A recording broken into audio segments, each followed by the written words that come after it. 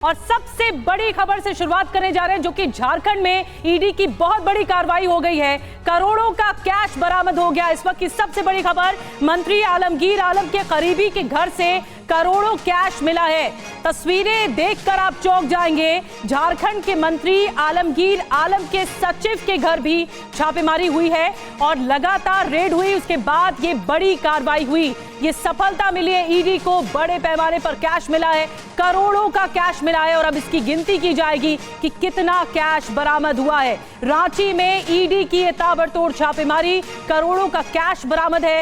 Arrow के सहारे हम आपको दिखा रहे हैं कि किस तरह मोटी मोटी गड्डियां कैश की नजर आ रही हैं और ये रांची में नोटों का अंबार देखने को मिल रहा है। तो ये तस्वीरें आपको जो हम दिखा रहे हैं, ईडी की कितनी बड़ी ये कार्रवाई है, इसको इस तस्वीरों से समझिए। तस्वीरों में आपको जहां आपकी नजर जाएगी, गड्डियां मोटी मोटी नोटों की नजर आएंगी। करोड़ों में ये कैश बताया जा रहा है, जिसे ईडी की टीम ने जब्त किया है। मंत्री के सचिव के घर पर भी छापेमारी चल रही है। झारखंड में 6 जगहों पर यह छापेमारी चली है, जिसमें देखिए भारी तादाद में कैश बरामद किया गया है। जितेंद्र शर्मा ज्यादा जानकारी के साथ जुड़ रहे हैं। जितेंद्र, और क्या कुछ हुआ है अब तक इस पूरी कार्रवाई में, क्या कुछ डिटेल्स निकलकर सामने आई है? जी बिल्कुल, देखिए जो बरामदगी, जो नोटों का अंबार आप देख रहे हैं, ये एक अलग है, लेकिन सबसे अहम बात ये है कि जो ये नोटों का अंबार बरामद हुआ है वो दरअसल एक नौकर के घर से बरामद हुआ, एक घरेलू कर्मचारी के घर से बरामद हुआ। और वो भी जो आलमगीर है, जो मंत्री हैं, उनके जो निजी सचिव हैं संजीव लाल, उनके घरेलू नौकर हैं, जिनके यहाँ से ये नोटों का अंबार ये बरामद हुआ है। बड़ी बरामदगी हुई है। हालांकि ये जो रेड की गई थी, वो रेड दरअसल वीरेंद्र राम जो है, जो कि चीफ इंजीनियर थे झारखंड के, वो पहले से इस जो टेंडर घोटाला था उसमें निलंबित थे। उनसे जुड़े ठिकानों पर रेड की जा रही थी। जो संजीव हैं, संजीव लाल, वो बेहद करीबी बताए जाते हैं वीरेंद्र राम के। इसके अलावा जो आलमगीर हैं, जो मंत्री हैं, वो भी बेहद करीबी हैं। तो इन तमाम लोगों के यहाँ आज सुबह 7 बजे एक साथ रेड की गई। लेकिन हैरान कर देने वाली तस्वीर तब सामने आई जब संजीव लाल, जो कि निजी सचिव है झारखंड सरकार के मंत्री आलमगीर के, उनके घर से ये मोटी रकम बरामद हुई है। नोटों की गड्डियां बड़ी संख्या में बरामद हुई। कई मशीनें वहां पर बुलाई गई हैं। नोटों की गिनती अभी भी जारी है। अभी तक आकलन नहीं हो पाए कि आखिरकार कितने नोट होंगे, लेकिन इतना जरूर है कि करोड़ों की ये बरामद। क्या जितेंद्र, कैश के अलावा, इन नोटों के बंडलों के अलावा कुछ और की भी बरामदगी हुई है और कोई आंकड़ा सामने आया कितना कैश मिला है? जी बिल्कुल, देखिए केस से जुड़े कई अहम दस्तावेज, इसके अलावा बेनामी संपत्ति के कुछ कागजात के साथ ही कुछ ज्वेलरी, और सबसे बड़ी बरामदगी ये आप नोटों का जो अंबार इस वक्त तस्वीरों में देख रहे हैं, और जो कि एक घरेलू नौकर के यहाँ से, एक निजी सचिव के घरेलू नौकर के यहाँ से बरामद हुए, वो अपने आप में बेहद हैरान कर देने वाली है। क्योंकि कहीं ना कहीं ईडी को उम्मीद नहीं थी कि इतनी बड़ी बरामदगी हो सकती है।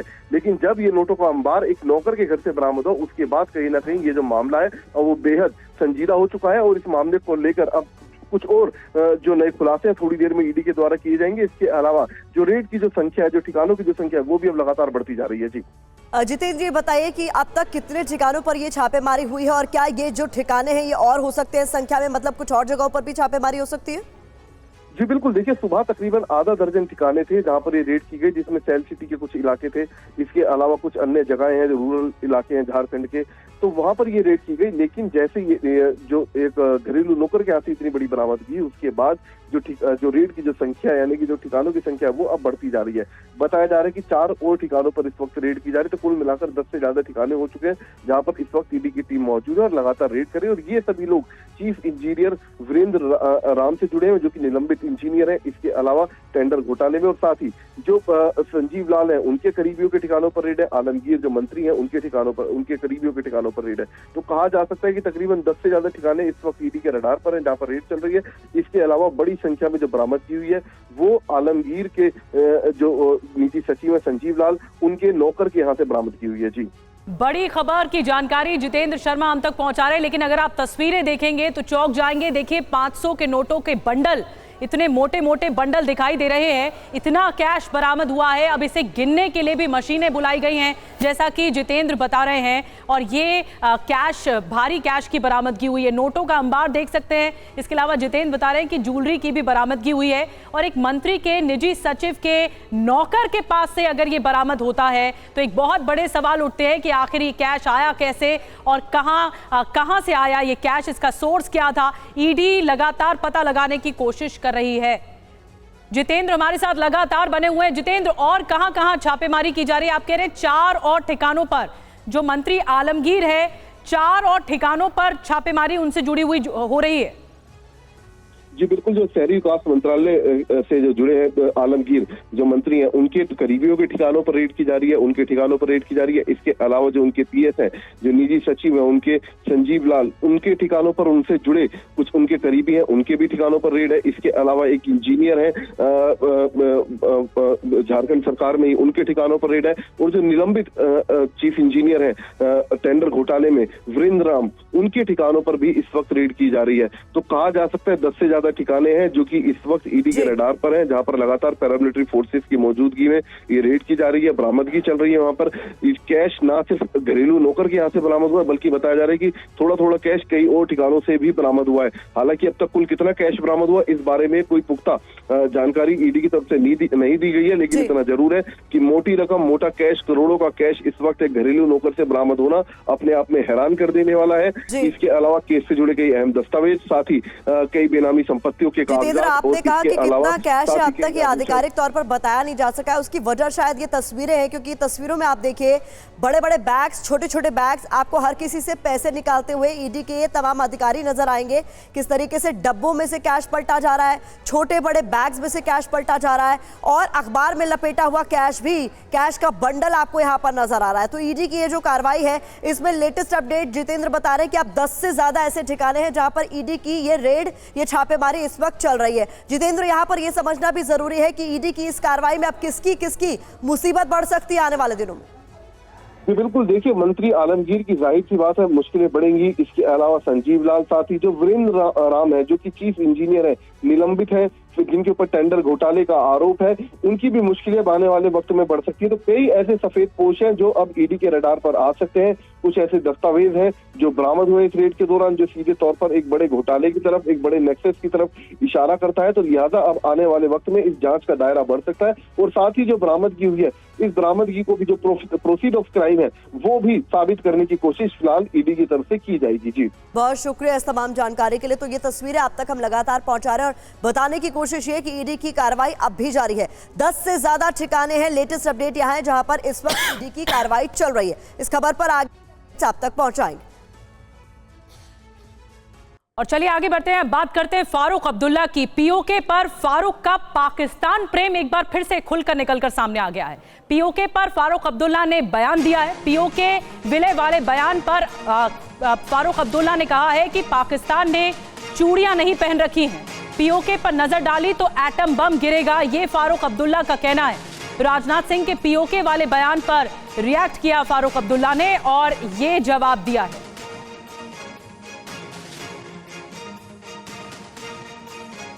तो पीओके पर रक्षा मंत्री राजनाथ सिंह ने जो कहा वो पीओके की हकीकत है। वहां के लोग, वहां की आवाम क्या चाहती है, फारूक अब्दुल्ला ने उसका जिक्र तक नहीं किया। वहां से किस तरह से दमन की तस्वीरें समय समय पर सामने आती हैं उस पर भी कुछ नहीं बोले फारूक अब्दुल्ला। लेकिन रक्षा मंत्री के बयान पर सियासी मौका दिखा तो पाकिस्तान प्रेम उनका जाग गया। अब आपको बता दें फारूक और उमर अब्दुल्ला ने पीओके पर क्या कहा, यह भी सुनना जरूर। डिफेंस में सर कह रहे हैं तो करें, हम कौन से रोकने वाले हैं, हमें तो पहुंचेंगे नहीं। ये भी याद रखे वो भी चूड़ियां पहने हुए नहीं है, याद रखिएगा। उनके पास भी एटम बम है, याद रखिएगा। और अफसोस यह है कि वो एटम बम हमारे ऊपर ही गिरेगा। रोका किसने उनको, किसने रोका? आपने कहीं पे किसी से ये कहते हुए सुना कि मत लाइए जनाब, हम कौन है रोकने वाले? लेकिन जो हिस्सा उनके पास पहले है उसको तो ठीक करें। यहाँ के हालात सबको मालूम है, यहाँ संभलता नहीं, जो अभी आपके पास है नहीं उसको लेने चले।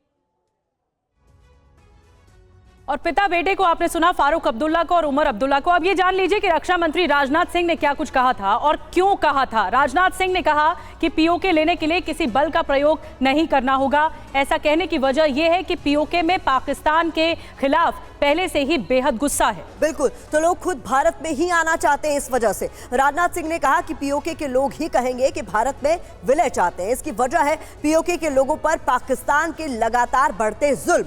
जी हाँ, रक्षा मंत्री ने ये कहा कि पीओके के लोगों की भारत में विलय की मांगे लगातार आ रही हैं, वहां लोग परेशान हैं। तो इस बयान की वजह है लंबे समय से पीओके में नरसंहार, मानवाधिकार उल्लंघन, उत्पीड़न और आवाम की अनदेखी।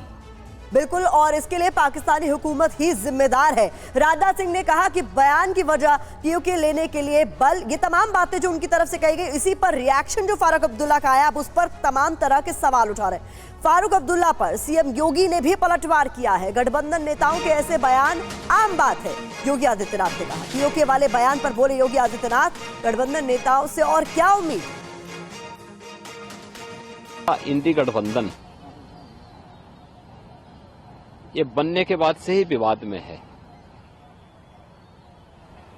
और इसलिए उनके नेताओं के विवादास्पद बयान ये कोई नई बात नहीं है। तो योगी आदित्यनाथ को आपने सुना, उन्होंने जवाब दिया। और वही फारूक अब्दुल्ला का एक और बयान जिसमें मुसलमान होने पर डर लगता है, ये कहना है। सूत्रों के हवाले से खबर मिल रही है कि डर लगता है कोई गोली ना मार दे, ये फिर कहा है फारूक अब्दुल्ला ने। एक और बयान दिया है, क्या दिल्ली मुंबई में आजादी से घूम सकते हैं, ये सवाल भी किया है फारूक अब्दुल्ला ने।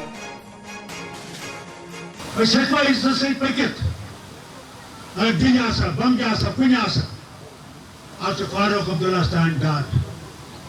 खबर कहाँ लगाई भूमि कहाँ हमारी छोड़ कैसे मुसलमान अगर ये नॉन हाल तो तुम हाल क्या है। इधर जम्मू कश्मीर में सेना का सर्च ऑपरेशन जारी है। इस वक्त की एक और बड़ी खबर आपके सामने, आतंकियों की तलाश में सेना का ये सर्च ऑपरेशन। हमले के बाद पुंछ राजौरी के जंगलों में इस वक्त तलाशी ली जा रही है।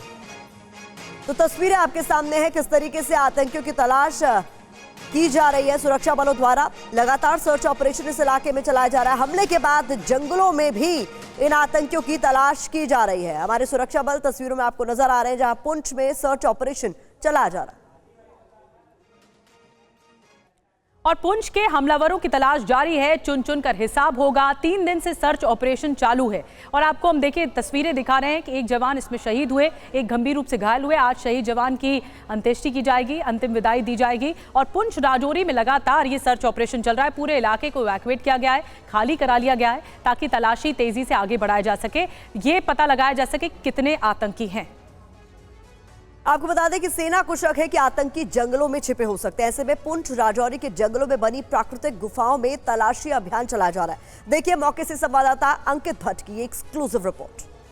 अक्सर ये देखा जा रहा है कि राजौरी और पुंछ के इलाके में जब आतंकियों की तरफ से कोई कायराना हरकत की जाती है तो उसके बाद राजौरी और पुंछ के घने जंगलों में बने नेचुरल केव्स में आतंकी जो है वो हाइड आउट की तरह इस्तेमाल करते हैं ताकि वो हमारे जाबाज जवानों से बच सके। लेकिन इन सब के बीच लगातार सुरक्षा बलों का महा ऑपरेशन राजौरी और पुंछ के इलाके में चल रहा है ताकि आतंक की इस इलाके में कमर तोड़ी जा सके।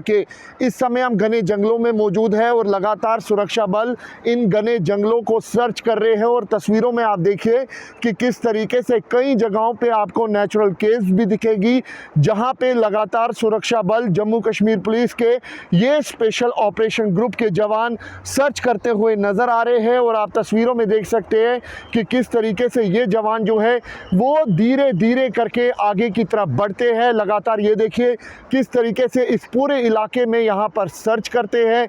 ये देखते हैं कि कहीं इन नेचुरल केव्स या फिर इन घने जंगलों के अंदर आतंकी तो नहीं छुपे। हमने कई बार देखा कि राजौरी पुंछ के अंदर किस तरीके से हमारे इन जाबाज जवानों ने कई बार जो हाइड आउट्स आतंकियों की तरफ से बनाए जाते हैं उनको बस्ट किया है। तो वहीं पुंछ के अंदर जिस तरीके से भारतीय वायुसेना के वाहन पर आतंकियों की तरफ से हमला किया गया, उसके बाद जो सर्च का दायरा है वो लगातार बढ़ाया गया। राजौरी और पुंछ के इलाके में लगातार सुरक्षा बल, जम्मू कश्मीर पुलिस की तरफ से सर्च किया जा रहा है और घने जंगलों में भी लगातार जवान जो है वो सर्च करते हुए नज़र आ रहे हैं। और तस्वीरों में आप देखिए कि किस तरीके से यहाँ पर जो जम्मू कश्मीर पुलिस के जवान हैं वो लगातार सर्च कर रहे हैं। और ये देखिए यहाँ पर एक नेचुरल केव है जिसको यहाँ पर सर्च किया जा रहा है, देखा जा रहा है कहीं यहाँ पर कोई संदिग्ध या फिर कोई आतंकियों की तरफ से कोई हाइड आउट के अंदर हथियार या फिर गोला बारूद तो नहीं रखा गया। और सर्च ऑपरेशन की एक्सक्लूसिव तस्वीरें आपने देखी और पुंछ के सूरनकोट में जहां आतंकियों ने एयरफोर्स के काफिले को निशाना बनाया था, वहां आसपास के जंगलों में जम्मू कश्मीर पुलिस की स्पेशल फोर्स और सेना ने घेराबंदी कर रखी है। जवान धीरे धीरे आगे बढ़ते हुए जंगल में सर्चिंग कर रहे हैं। पुंछ के इलाके में भारतीय वायुसेना पर आतंकियों की तरफ से भारतीय वायुसेना के वाहन पर घात लगाकर हमला किया गया, जिसमें भारतीय वायुसेना का एक जवान शहीद हो गया तो वहीं 4 जवान जो है वो घायल हुए हैं, जिनका उपचार इस वक्त उधमपुर बेस मिलिट्री हॉस्पिटल में चल रहा है। लेकिन लगातार सुरक्षा बलों की तरफ से आतंकियों की धरपकड़ के लिए महा ऑपरेशन पुंछ के इलाकों में चलाया जा रहा है।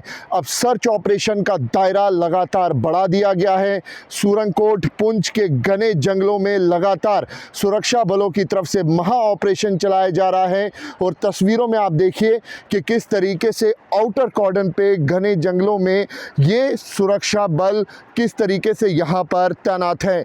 जम्मू कश्मीर पुलिस के स्पेशल ऑपरेशन ग्रुप, भारतीय सेना की राष्ट्रीय राइफल्स और स्पेशल फोर्सेज जो है वो यहाँ पर तैनात की गई है ताकि जल्द से जल्द आतंकियों की धरपकड़ की जा सके। इलाका आप देखिए घने जंगल का इलाका है और किस तरीके से जम्मू कश्मीर पुलिस के स्पेशल ऑपरेशन ग्रुप के जो जवान हैं वो यहाँ पर लगातार इन पूरे घने जंगलों में सैनिटाइज करते हुए नजर आ रहे हैं और अत्याधुनिक उपकरण और अत्याधुनिक हथियारों से ये जवान जो है वो लैस है। लगातार पाकिस्तान में बैठे हुए आतंकियों के आका ये प्रयास कर रहे हैं कि जम्मू कश्मीर में बड़ा आतंकी हमले करवाए जा सके और खास तौर पे राजौरी और पुंछ में एक बार फिर आतंकवाद को रिवाइव किया जा सके। आज ऑपरेशन का 3रा दिन है और ऐसे में आप देखिए कि किस तरीके से ये देखिए जवान किस तरीके से आगे की तरफ बढ़ रहे हैं और लगातार इन्हीं घने जंगलों को सर्च करते हुए आगे की तरफ बढ़ रहे हैं ताकि अगर इस घने जंगल के अंदर कोई भी संदिग्ध है तो उसको न्यूट्रलाइज किया जा सके। और इस वक्त एक बड़ी खबर आ रही है। राहुल गांधी के खिलाफ करीब 200 वाइस चांसलर्स ने लेटर लिखा है। राहुल के खिलाफ कानूनी कार्रवाई की मांग की गई है। बयान जारी कर राहुल के आरोपों की निंदा की गई है। वाइस चांसलर्स की नियुक्ति को लेकर सवाल उठाए थे राहुल गांधी ने। इसको लेकर अब 200 से ज्यादा वाइस चांसलर्स ने चिट्ठी लिख कानूनी कार्रवाई की मांग की है। ये इस वक्त की बड़ी खबर है। राहुल गांधी के खिलाफ 200 यूनिवर्सिटी के वीसी की ये चिट्ठी जिसमें उनके खिलाफ कार्रवाई की मांग की गई। आनंद प्रकाश पांडे ज्यादा जानकारी के साथ जुड़ गया। आनंद बताइए और क्या कुछ इस चिट्ठी में लिखा गया? जी लगभग 180 से ज्यादा कुलपति और महत्वपूर्ण जो बड़े बड़े शिक्षाविद हैं उन्होंने एक चिट्ठी लिखी है और उस चिट्ठी में उन्होंने साफ तौर पर राहुल गांधी ने जो बयान दिया था उस बयान की निंदा की है और उनके खिलाफ कानूनी कार्रवाई की मांग की है। दरअसल राहुल गांधी ने ये आरोप लगाया था कि जो वाइस चांसलर की नियुक्ति की गई है मोदी सरकार में उनका संबंध किसी संगठन से, जाहिर तौर पर उनका इशारा किसकी तरफ है सबको पता है और उनका कहना है कि इन संगठनों से आधार के तौर पर ही उन कुलपतियों की नियुक्ति की गई है। जिसके बाद और उसमें राहुल गांधी ने भी कहा था कि इस नियुक्ति में जो योग्यता होनी चाहिए, जो अर्हता होनी चाहिए उसका पालन नहीं किया है।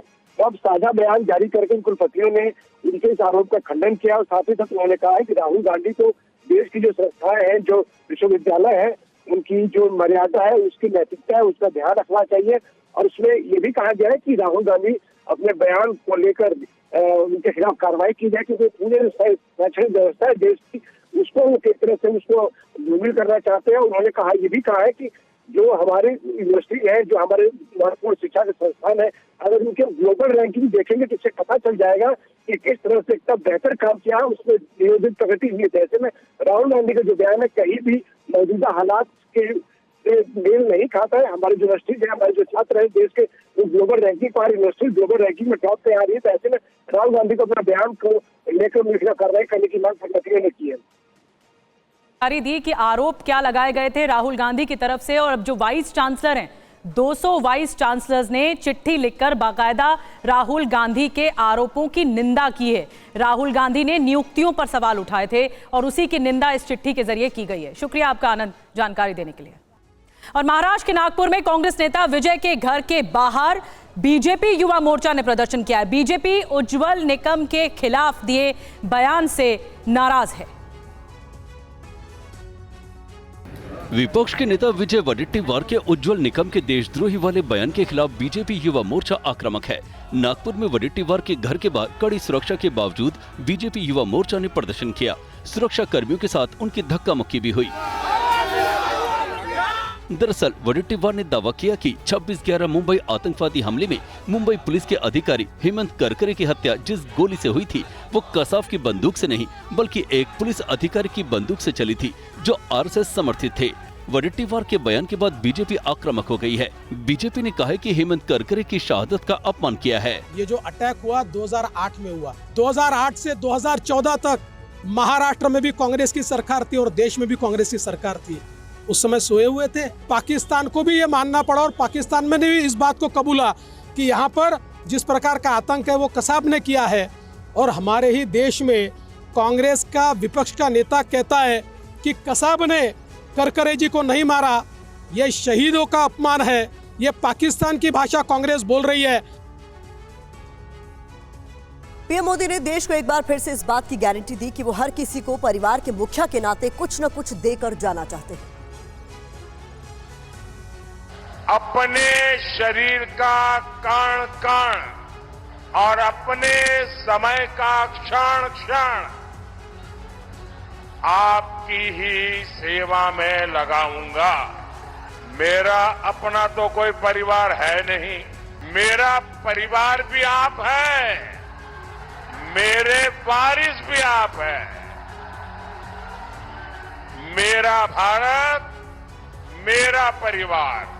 और इसलिए जैसे परिवार का मुखिया अपने वारिस के लिए दिन रात काम करता है, वैसे ही आपके परिवार के सेवक के रूप में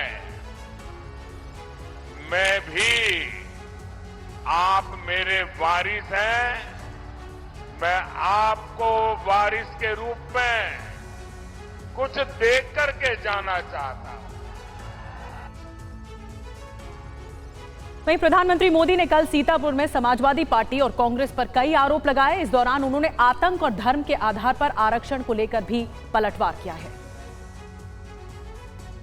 साथियों, तुष्टीकरण की इसी कोशिश में ये लोग एक कदम और आगे बढ़ गए हैं। कांग्रेस और इंडी गठबंधन धर्म के आधार पर आरक्षण देने पर अड़े हुए हैं।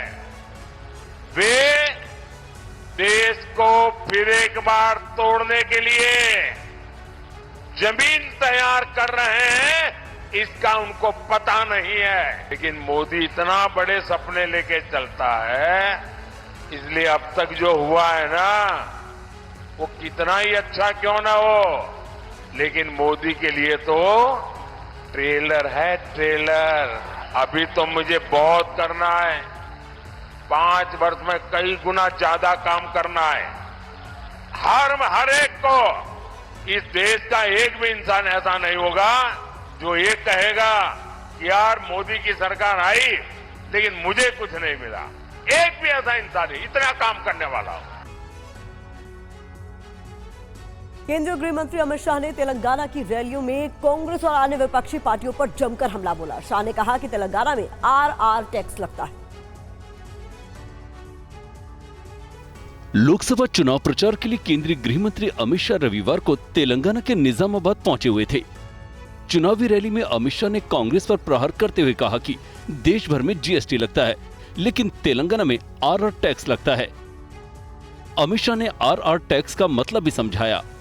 भाइयों बहनों, एक कांग्रेस पार्टी की यहां सरकार बनाई, उन्होंने अपने तेलंगाना राज्य को कांग्रेस का एटीएम बना दिया। देश भर में जीएसटी लगता है, यहां आरआर टैक्स लगता है।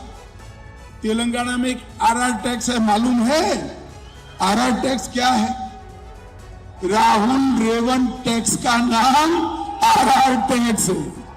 हर रोज सैकड़ों करोड़ रुपया इकट्ठा कर दिल्ली के दरबार में भेजने का काम एक कांग्रेस पार्टी को। और लोकसभा चुनाव की गहमा-गहमी के बीच आरजेडी नेता तेजस्वी यादव की तबीयत खराब हो गई, लेकिन इस दौरान भी उन्होंने बीजेपी और प्रधानमंत्री मोदी पर जुबानी हमला किया। बिहार विधानसभा में नेता प्रतिपक्ष तेजस्वी यादव की तबीयत एक बार फिर बिगड़ गई है। तेजस्वी यादव रविवार को जब चुनाव प्रचार के बाद पटना एयरपोर्ट लौटे तो उनकी सेहत काफी खराब नजर आ रही थी। हालत ये थी कि तेजस्वी यादव व्हील चेयर पर बैठकर एयरपोर्ट से बाहर निकले। पार्टी सूत्रों के मुताबिक तेजस्वी यादव की कमर में खिंचाव इतना बढ़ गया है कि वो व्हील चेयर पर आ गए हैं। व्हील चेयर पर बैठे बैठे ही तेजस्वी ने एक सवाल के जवाब में पीएम मोदी के लिए पीरजादा शब्द का इस्तेमाल किया। वो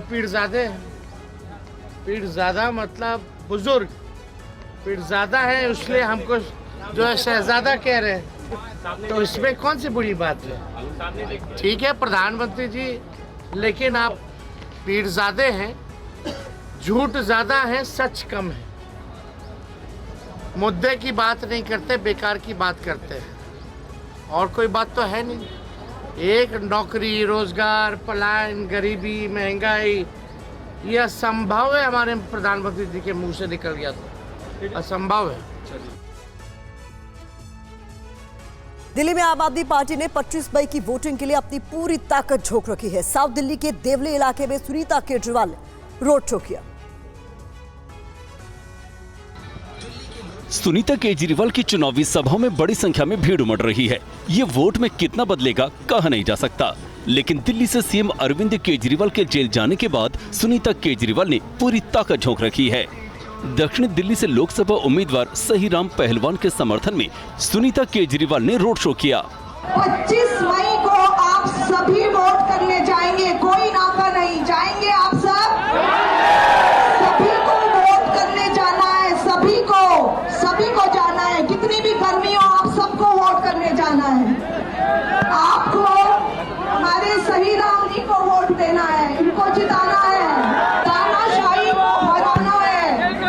दक्षिणी दिल्ली से लोकसभा उम्मीदवार सहीराम पहलवान ने भी पुंछ के आतंकी हमले के लिए केंद्र सरकार को जिम्मेदार ठहराया। कांग्रेस के नेता भी हैं और पंजाब के पूर्व मुख्यमंत्री है चन्नी, उन्होंने कहा है जो कल जम्मू कश्मीर हुआ है सरकार ने करवाया है। अब ये खुद सोचो, ईडी, सीबीआई जो हमारी मेन एजेंसी है वो तो नेताओं के पीछे लगा रखी है, विरोधी पार्टियों के पीछे लगा रखी है।